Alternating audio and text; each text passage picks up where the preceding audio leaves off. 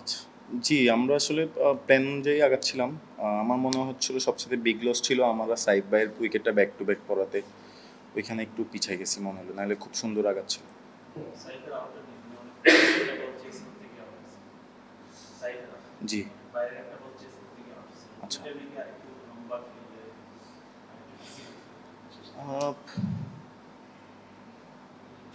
লম্বা খেললে ভালোই তো আমাদের জন্য। বাট আমরা তো আসলে মানুষ। সো সামটাইমস মিস্টেকস হয়ে যায় আমাদের দ্বারায়। সো আমি আমি আশা করি যে উনি হয়তোবা নেক্সট ইনিংসে এখান থেকে বাইরে আসবে। এইভাবে একটা রান চেস করা যেখানে একজন ব্যাটসম্যানের 50 এর উপরে একটা রান মানে ওই জায়গাটায় আমরা দেখতেছি মানে একজন ব্যাটসম্যান একটা তাদের এনশো রান করছে মানে ওই জায়গাটায় কি ধরতে মেজর লাগে। জি, এরকম রান চেস করতে হলে একটা আসলে বড় স্কোর দরকার পড়ে। সো আমরা আসলে সবাই ম্যাক্সিমাম সবাই হচ্ছিল 30-40-তে আউট হয়েছি। সো আমার মনে হচ্ছিল এখানে 30-40টা যদি আমরা বড়তে কনভার্ট করতে পারতাম যে কোনো একজন, তাহলে খেলাটা ইজিলি চেস করা যেত।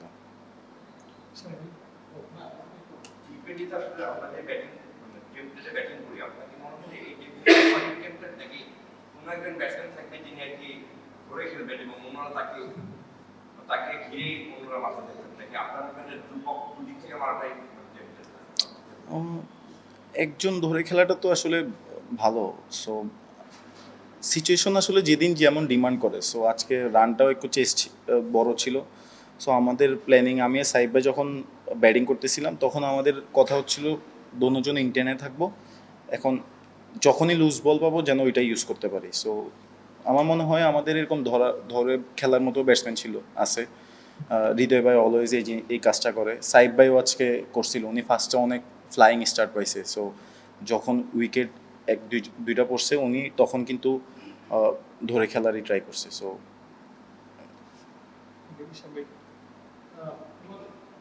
আপনি একটা মোটামুটি নতুন রোলই বলা যায় মিডল ব্যাটিং করছেন আবার সাকলে ডেবিউ করলো লাস্ট খেলায় একটু তো ডিফিকাল্ট হয় মনে হয় যে কোনো ক্রিকেটার ন্যাশনাল টিমে আসার পরে প্রথমেই বেশি এক্সপেকটেশন হয়ে যায় অনেক সময় যেমন আজকে বা এই দুটো ম্যাচ আপনি যেটা দেখলেন আব্দুল গাফার সাকিবের কি মনে হয় যে এই রোলটাতে সে কেমন না, ওর উপরে এক্সপেকটেশন আছে। বাট ও মাত্র দুইটাই ইন্টারন্যাশনাল ম্যাচ খেলছে। খুব বেশি এক্সপেক্ট না না করাই ভালো। ও একটু যত আর্লি সেট হইতে পারে আর কি।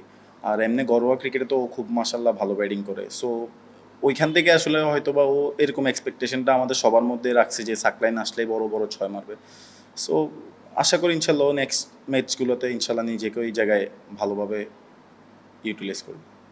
মানে কিরকম ক্রিকেটার মনে হয় যে কুইকলি লার্ন করতে পারবে কারণ হয়তো দুইটা স্কিল আছে হয়তো যে কোনো একটাতে ইমপ্রুভ করতে পারে বা একটাতে একটু ইমপ্রুভ করবে না ও কিরকম ক্যারেক্টার ক্যারেক্টার বলতে সাকলাইনের সাথে আমি খুব বেশি একটা খেলি নাই, যেটা অনেস্টলি।